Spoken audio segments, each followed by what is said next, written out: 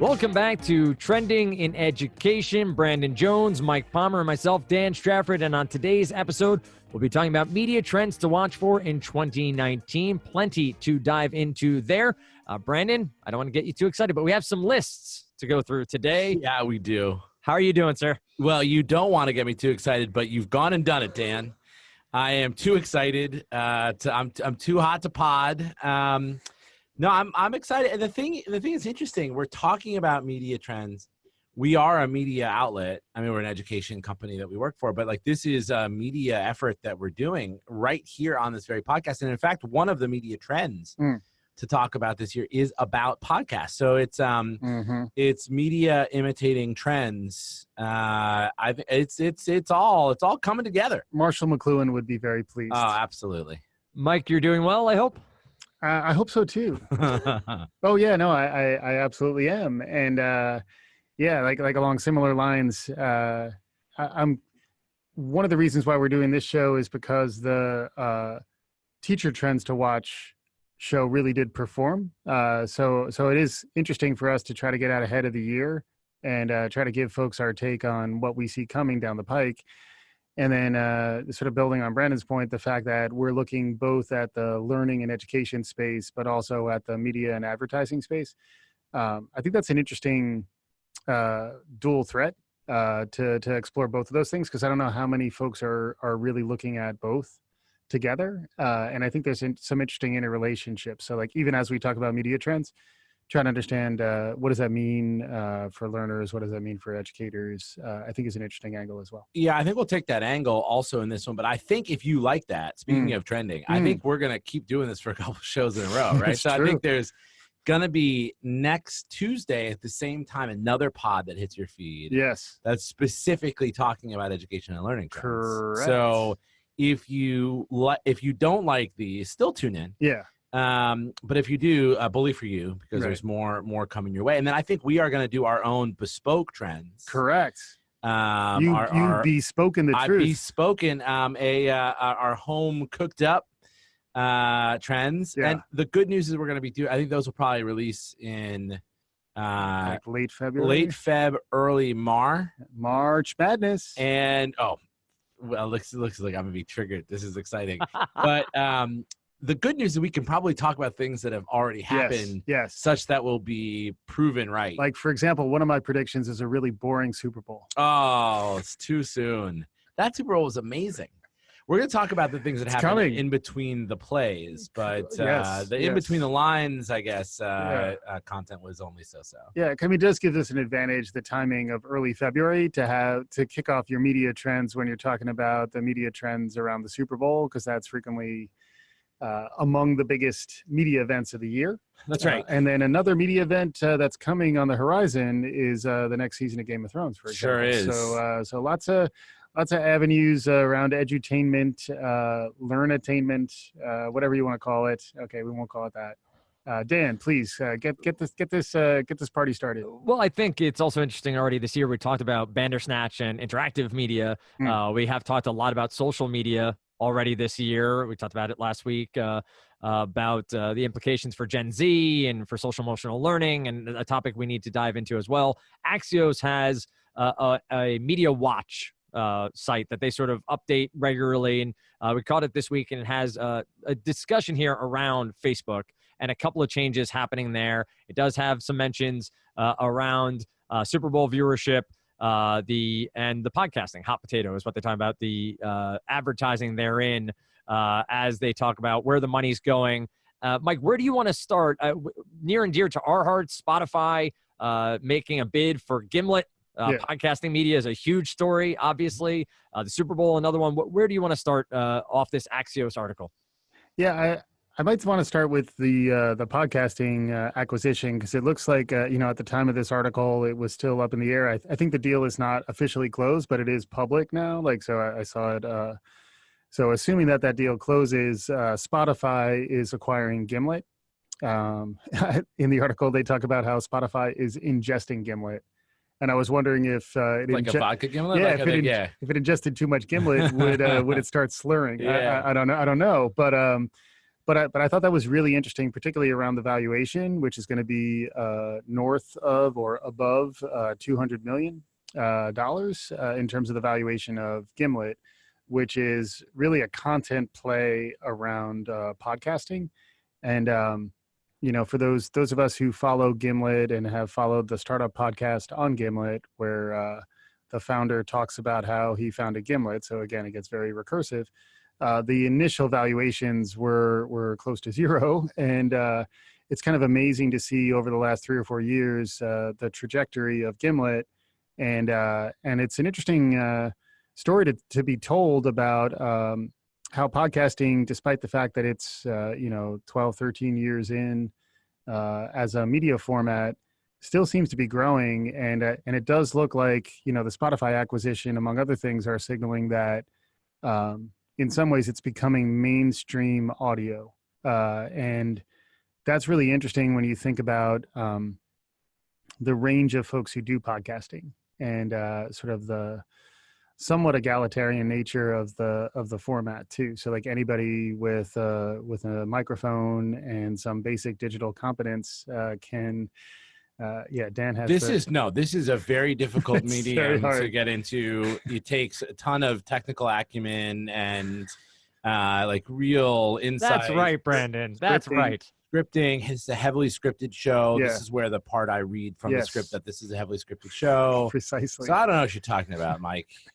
But it is fun that it's participatory, democratized, but then also some of these bigger players are now starting to notice it and starting to sort of stake a claim on it. Again, bringing it back to home around learning, haven't really seen the learning connection to audio grow as fast as I would expect. So a little teaser for where some of my predictions may be going. I am interested in that, where I do think a lot of media consumption patterns begin with entertainment and then evolve into other contexts, learning in particular being one of them. I think there's a lot to sort of unpack around this acquisition in particular. And there's some other, interesting metrics around, which formats are really growing versus which ones are flat or in decline. And podcasting, while still small, is seeing some of the most significant growth.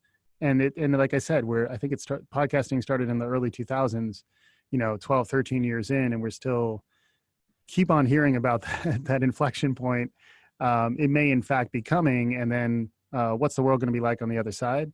Particularly when you think about the relationship between audio formats as an antidote to screen addiction, which is something we've talked about on a number of different shows. So that one definitely resonated with me and was sort of the first one that I wanted to call attention to. I think it's interesting on that one. Just the thing that's in this Axios article about the growth is specifically around U.S. ad revenue by different media. So where this is over a 4-year time period, I guess 5 years, 2018 to 2022, podcasting is expected to grow by 100%, which is incredible. Yeah. But it's still only to $747 million. So right. I wonder if Spotify has seen these projections since $200 million. I don't know how long that's going to go. But put that in the context of internet, which is also expected to grow by 28%, is at 127 billion with the B dollars. Yeah, it's a cool little bar chart for those of you, there's this little scintilla, which is signaling how minuscule and tiny podcast is, but it's growing. It's growing, yeah. And then interestingly, related point around Spotify, I just saw a press release from their CEO about the expectation that non-music audio is going to represent 20%. His expectation is that over time that'll represent 20% of the content produced by Spotify. I think that's an interesting trend as well. Also because more like the non-musical content, I think it's generated in a very different way than musical content. It's less about the artist. It's more about the, sort of the user-generated producers who are just sort of pumping the content out. That'll be interesting to watch and see how those consumption numbers pan out. What I'm intrigued by here, and I don't want to stay too long on this. There's lots to talk about in this article and across media, obviously, but this is about creating content, right? So Gimlet very much is a content creation hub. It's a production house. And you look at a Spotify, you also see SiriusXM got Pandora in a merger, which is an intriguing one. But does this really speak, Brandon, to the idea that these networks are realizing the acquisition cost of content is still going to go up, and creating their own content is going to be key? I think of Netflix here with all the Netflix original shows, and them seeing that Disney's making their own streaming network, that Time Warner and Comcast are all going to be doing their own thing. Is this really a media message that these places are seeing? Well, we're going to have to create our own somehow. Yeah, I think so. I mean, I think that even though we're talking about different media and different industries, I think that those two things are analogous. I think that Netflix bringing in-house so much of its content development is not that dissimilar from Spotify acquiring a big podcast network. Mm-hmm. You know, I've been, and this is reductive, but I like saying reductive things. I think I've been realizing like everything is content, right? Like it's all content, and like if you have better content, more people are going to be staying in your space that you commercialize through, whether it's ad revenue or whatever it is. And content is expensive to produce, and so I think that, you know, producing audio versus producing video, for example, production of audio is a lot less expensive. Also, you know, the type of artists that you acquire, artists or personalities or hosts or whatever you want to call them, is a little different when you acquire a podcast outfit than, you know, signing on more artists who are musicians. So yeah, I think that's right on, Dan. And I think that we're going to be more and more aware of just content shops and thinking how like this, what we're doing right now is producing content. Like this is all, it's all content play, and like the containers may change, but what really people find value in is the content. I think that's going to be interesting, and it's going to be continue to be more prevalent. And it's also interesting that it's sort of counter to the trope around content being content's a commodity. Anybody can do content, and it's more that doing compelling enough content to really capture enough of an audience to be able to monetize and do all the things that that big content players like Netflix and Spotify want to do. It is actually quite difficult, but it's by no means commoditized. You know, like it's actually challenging to be creative. It's challenging to really earn more listenership.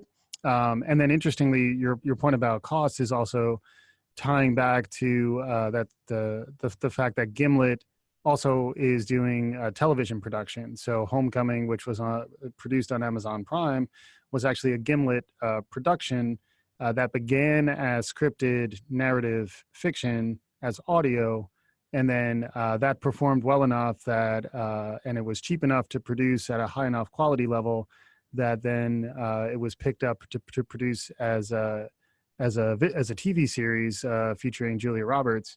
I think we're going to see more and more of that, and I'm sure that's part of what drove this relatively big valuation for what was initially a relatively small podcasting startup.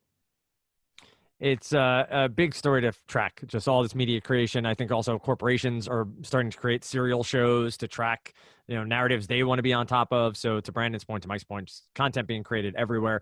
The Super Bowl, you already mentioned, Mike, is a large piece of content, one of the biggest media attractions each year, one of the highest rated, if not the highest rated primetime event each and every year. But ratings down this year. But each and every year, we get commercials that we get to discuss, which are in and of themselves these media pieces. Overall impressions, maybe not of the game, but Mike, the spectacle of the Super Bowl, of the media of it all from your vantage point, and any commercials that stood out to you to be discussed here. Yeah, I mean, a couple different things. I mean, first off, I did find the Super Bowl to be really boring. It was amazing, though. Great outcome. But for Patriots fans, I'm sure it was less so. But it was also interesting for me. This is the first year, maybe it was just the nature of where I watched, but like it was the first year where the commercials were less front and center. to me in terms of my viewing experience. And I think that's contrary to really, it was almost like when it was must-see viewing, the commercials, particularly at some of the places where I'd watched Super Bowls in the past, the commercials became almost as exciting as the content of the game, perhaps more so when the game is boring. This year, I was less struck by any real like, wow, that commercial kind of blew my mind. Aside from the Game of Thrones, the mashup between Bud Light and Game of Thrones. That was unexpected. That was unexpected. Yeah. And then after the fact, it made a ton of sense. If you think about that whole Dilly Dilly campaign, it's not too dissimilar from Game of Thrones. Sure. And then the fact that they deserve to be immolated. And that's where I was going. Yeah. Dragon came in and blew them up. I thought was pretty amazing. I also thought some of the retro stuff was interesting. The Andy Warhol was interesting. I feel like we should be re-releasing some of our dated Kaplan commercials from the 70s and 80s because retro is in. Sure. Even seeing the dude and the most interesting man and Sarah Jessica Parker all in that Stella Artois ad. Those were the ones that I thought caught my interest.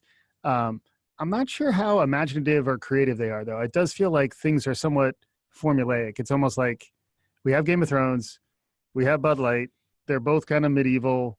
Hey, I got an idea. How about the dragon burns the thing up? I thought that was pretty good, actually. So I think it's good, but like it's also like you can almost just do mashups now. And then like, oh, and I got another crazy idea. How about we put the dude next to Sarah Jessica Parker, and then at the end, they're all kind of like mixing up formats around like adjacencies that are somewhat surprising, and then the prevalence of dystopic robot treatments.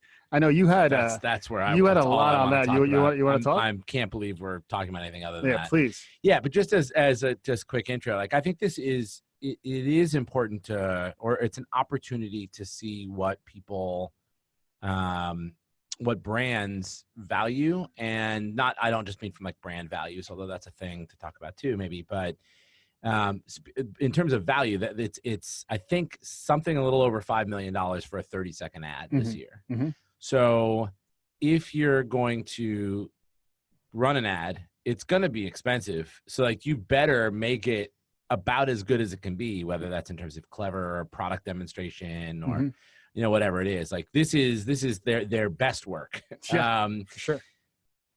And the best work featured a lot of robots. Oh my God. I loved the robots. It was hot for bots. I loved it so bad. So there was and there was a lot of dystopic, you're right. God. Robots impression making there. So it started with RoboChild. Mm-hmm. I was texting the two of you. Yeah, we were like, we got no idea. Spoiler alert! Like this is what I do with my friends here on the pod. Is I'm like texting them whenever I see robots. And so, but pre Super Bowl, that was also the only time Coca-Cola got in, which is interesting. But right before the Coca-Cola ad about embracing diversity was #RoboChild, which I think was TurboTax. Intuit, TurboTax. Yeah. So I'm not exactly sure what, like, if you're taking the RoboChild as a deductible, if like RoboChild is helping you file your taxes. Yeah. I missed it, but that RoboChild was definitely in the uncanny valley. Oh my God! It had a face that was intended to make it look like a sort of petulant child. Yeah. Despite having a robot body. So right. that was big. There was the Amazon Echo, Alexa. All of the could have been fails, which was interesting. There was the Simply Safe, I think. Simply Safe tried to make us feel better. And in fact, just by showing like robots taking our jobs and everybody is listening. And then their product is a thing that's always listening. Like what's going on with that? But it definitely was, it felt like I went to, I'm going to meander to this point, but I went to the Modern Museum of Art in Stockholm, which is called Moderna Museet. Okay. And they have different periods from like the 20s and 30s and 40s and 50s. Mm-hmm. And it almost felt like from the 1940s, this is what they were thinking the future would look like Mhm. with all of these robots like everywhere. And this still, we don't have this, but like as if we lived in this time, we are finally like getting to fulfill the past vision of the future. Right. It was very interesting. Yeah. I felt great. I think that like others looked at it and they're like, oh, these robots are taking over. I couldn't have been happier. Right. Well, that's good to hear. Yeah. I mean, not to mention the Patriots were performing as expected. I couldn't be happier about that either. Yeah. But yeah, so many robots. And I do think it is sort of like it's a flashpoint in terms of the collective consciousness, or the zeitgeist, as I like to put it. Zeitgeisty. It's very zeitgeisty, so that like you're seeing what the best agencies are putting together in terms of their creative, and for them all to be hitting on this sort of broader theme or themes around sort of distrust of the robot overlords who are nigh upon us, and then sort of that interest in retro and some of those other themes I think are really interesting, although as frequently it's better to do it after the Super Bowl, because depending on how you consume the Super Bowl, it's tough to be overly media critic when you're having some brisket or buffalo wings and a couple of brewskis with your friends. You're not like no corn syrup in those. Oh my God. But it depends on who your friends are too. But what about other trends? What else is in what else do we think media wise? Well, I thought it was an interesting on the Axios, and also during the Super Bowl, you had the Washington Post ad about media, about quote unquote #fake media and the trust of newspapers. And in this Axios article, you do have a point about New York Times free subscriptions with students. So it's an intriguing point now, and you hear from plenty of people, newspapers are dying, journalism, quote unquote, is dying, but maybe it's the way we're consuming it and the way that it's distributed that is changing. And I think that's something we've touched on here before. So an interesting point from Axios about the free subscriptions. And Mike, I wonder from your perspective, one, it's great to see. I'm a big journalism fan. I was a journalism student. Obviously, I believe very much in it. Read the Times, read the Washington Post, read local papers. But it's an interesting play, not only from hey, let's share information, but the Times sharing with the future potential paid subscribers here. So a media play from a media company to get them in on the ground floor, sort of set them up with an account. And maybe once they graduate, say, hey, now for $3.99 a month, you can get the same access. An interesting point here from Axios about that free access to the New York Times. The thing I thought, sorry, just to jump in on that I think was really interesting. I wasn't aware of this until I read that article, was those 3 million free accounts have been paid for by donors. So like it's actually the Times play was through this sponsor a student subscription donation opportunity. They got 30,000 donations. There was one that was $1 million, but the average donation was $50. And so I think that's an interesting trend too, right? So these are presumably adults, like I would say I think it's a fair assumption to make, like these are subscribers who are exposed to this, and they are paying it forward. They're saying like, it is not only valuable for me to consume the New York Times, but it's valuable for me to pay for a student to consume the New York Times. And I thought that's an interesting, it's a trend. It's an interesting moment, an interesting experience, an interesting proof point. Yeah, for sure. I mean, just like there's no such thing as a free lunch, there's no such thing as a free subscription to the New York Times. Like, it's actually somebody's paying for it.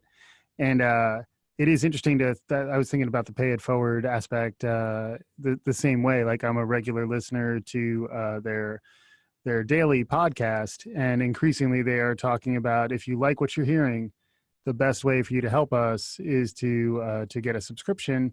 And then interestingly, it almost seems like some of these things are evolving towards almost like a public television, phone drive kind of dynamic, where like, I actually think when you think about the costs, your point about $1 million donation here, you could really make a profound impact in tens of thousands of kids, you know what I mean? It is interesting as we think about, the the income distribution, which is something that a lot of people talk about, the 1% and all that, and the philanthropy that's coming from the Gateses and the Zucks and so forth. It is interesting to think about how some of those can almost bridge into partnerships with for-profit organizations or journalistic endeavors. I think that is really interesting. And it also is a reminder of how you got to be really creative in media now just to stay afloat. Like the New York Times, to their credit, appears to be staying afloat, but my God, they really have to work at it. Absolutely. And, this is a great example of the type of good work that they're doing.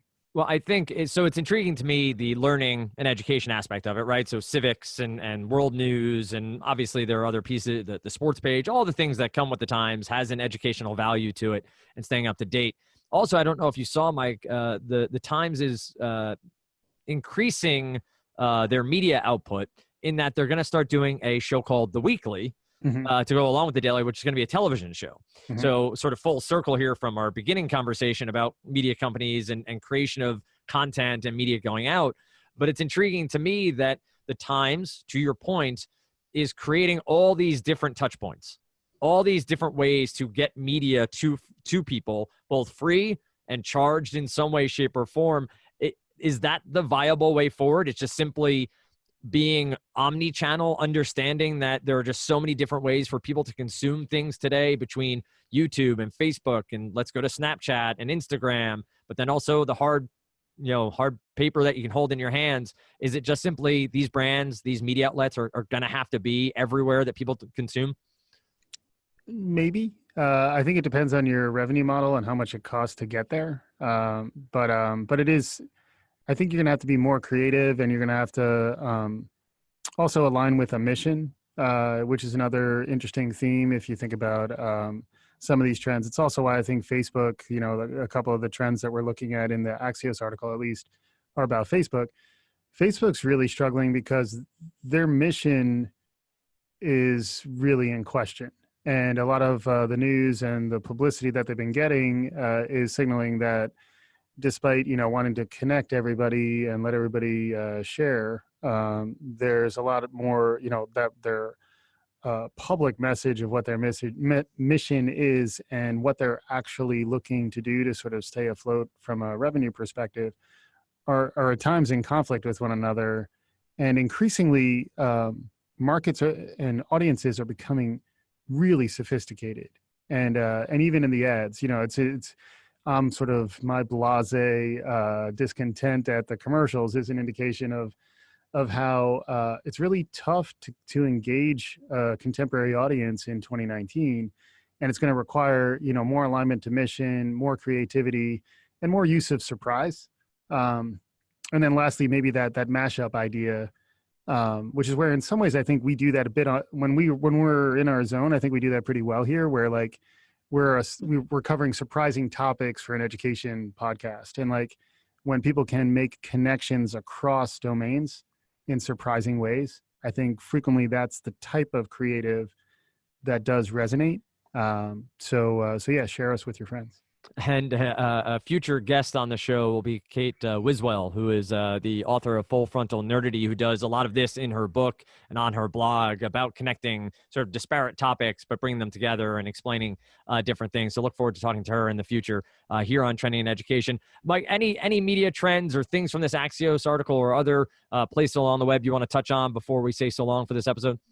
Not really. I mean, I'm curious more as sports fans and viewers. The one thing that I think is interesting is how the viewing experience is becoming more fractured, which makes it harder to advertise in one place. To your previous point, Dan, where like used to be the return on that TV spot made sense, but now when people are viewing on their phones or they're sort of catching up in the many different ways that we can access content these days. The traditional model of everybody watching the same TV ads at the same time, and that being a buzz, does feel like that may be entering into a trough of disillusionment. So I think the fractured nature of must-see TV these days is an interesting trend to watch. as we move forward will be intriguing to see how many brands make non-Super Bowl ads, putting them out just before the Super Bowl, trying to get the same coverage that the Super Bowl ads themselves do. Brandon, any final thoughts here? Yeah, I mean, I will say I feel like I was baited and switched upon because I was told there would be lists, and we sort of like talked through the 7 things in that Axios list. There's a whole other Forbes article that I think we shared around that maybe we can put out as well, Dan, but where there were 14 trends. Oh my God. Man, I just imagined when I was told that there was going to be lists that I would get to read them. I won't, but I think a thing that is interesting, I mean, my closing thought on this, ad revenue is increasing tremendously. And for like the big players, it's increasing by, the Googles and Facebooks and Amazons of the world by 20, 30, 90%. And as consumers, we're becoming either more discerning or more dissatisfied or both. Mm-hmm.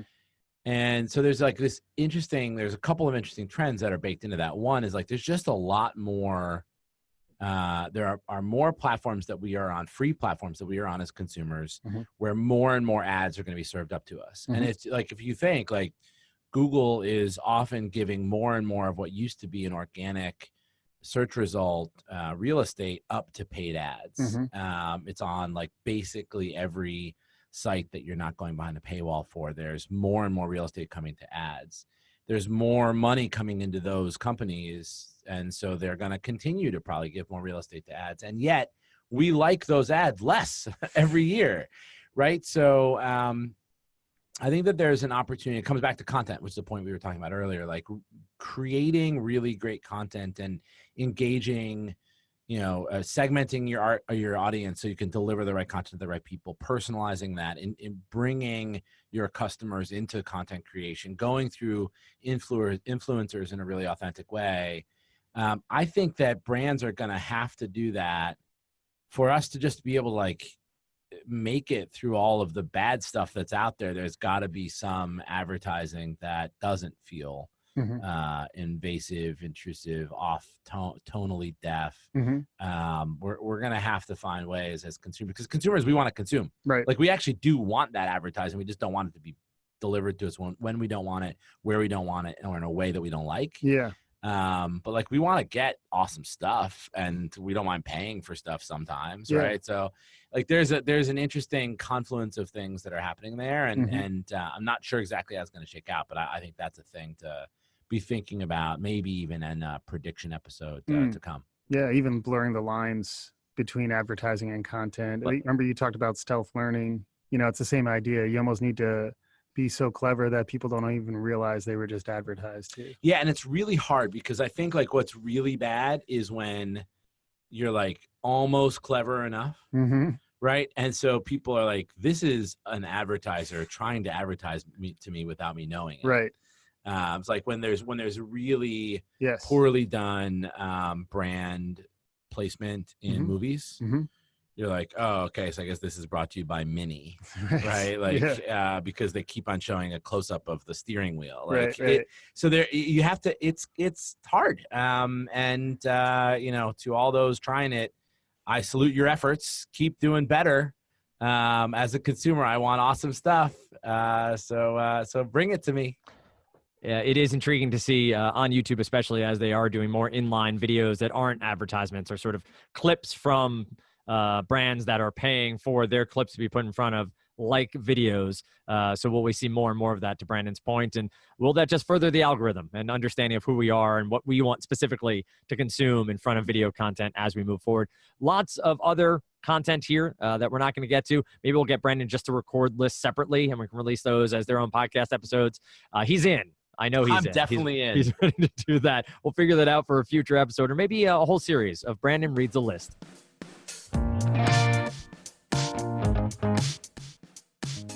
Dan Strafford, Mike Palmer back here on Trending in Education. Since we recorded that episode, a big media story has broken. Jeff Bezos, of course, of Amazon, going to Medium to accuse the publisher of National Enquirer around an extortion try, using pictures of him in an email chain to try to get some information and perhaps him giving in to some of their demands. Now, there's a lot of salacious details here, Mike, that can go a variety of different ways, but the media aspect of it, the variety of ways this all ties together, we thought was very interesting. High-level take from you, lots of pieces to talk about, but what do you think is most interesting about it? Yeah, I mean, quite a few things, some of which are probably not appropriate for this podcast, although it is funny that David Pecker is involved. And that I believe the euphemism of below the waist selfies, which is another thing that did appear in Jeff Bezos' Medium post. Yep. I think those things are all fascinating. I was very excited. I was going to call it Peckergate. I thought I came up with a great idea. This was about 12 to 14 hours after the news broke. I went to the internet and realized the internet had beaten me to the punch. The internet always wins. Oh my God. And that's another data point around media and like what's happening in the world today. I thought it was really illuminating to me, at least, that old media in some ways was going after new media, in that, the tabloid media and the National Enquirer going after Bezos, who really made his mark really with Amazon, but then also really just more as someone who's on the cutting edge of technology. I thought it was really interesting that he pursued his response on Medium, the platform. Also, Medium is the singular of media, so it was interesting that he chose to go to Medium, which is kind of a long form version of Twitter. And I thought his post was extremely well written, and in some ways it was a way for him to sort of reclaim ownership of the narrative. So I thought from a spin control and from a leveraging of media that are available to you, I thought it was really informative, perhaps instructive around which platforms are available for us. We've talked at times about the level to which President Trump uses Twitter to sort of grab control of the narrative. It did seem like Bezos did something very similarly with his Medium post. And then I found it really interesting that the New York Times, even the Washington Post, were then citing Bezos's Medium post as sort of the post of record.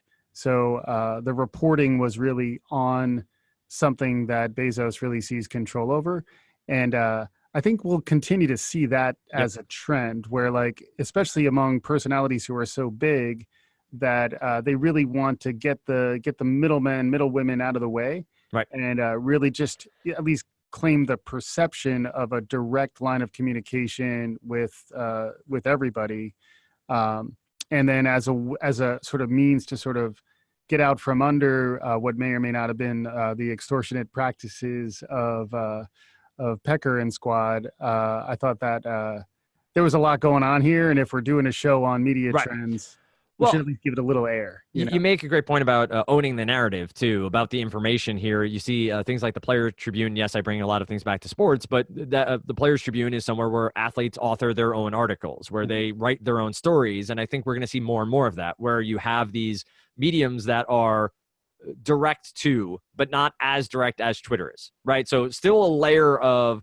you need to go somewhere and read, but you get to read directly from me or hear directly from me. I did find also intriguing, and maybe this can be the last point, that National Enquirer operates on AWS servers. So it's just an interesting, again, media flow, information flow. If Bezos wanted to, right, if he decided there's a switch, I'm sure he can flip somewhere to make those servers go down. Right. And so the intricacies of the relationships here between old media and new media, how these different powerful people and powerful companies interact, and the sort of underlying handshakes that happen as well, all on the media landscape, I think is really a fascinating story to track and well worth catching up here on media, on our media podcast. Anything you're looking forward to as a resolution here? I know they've denied and there's more media to happen. Anything you're looking forward to hearing about? I mean, I find the story fascinating, so I'm definitely going to continue to track it. In fact, I was a little disappointed when I saw it did tie back to some of the scandals with the Mueller investigation and the Southern District of New York, because I thought just more when it was purely a media take without a political angle to it. I thought it was a little more interesting, frankly, and now it's getting pulled into all the scandals that we're spending a lot of time talking about. The last point that I think is really interesting is the implications for the future of journalism, and where are we today, and where will journalism be in the next, say, 5 to 10 years?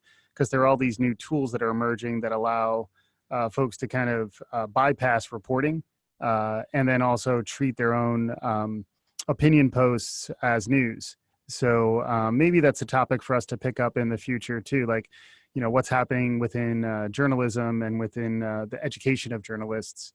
And what's the prognosis for that field, which really is essential for our civic health, but it's constantly really being assaulted from all directions. So this is just another example of that.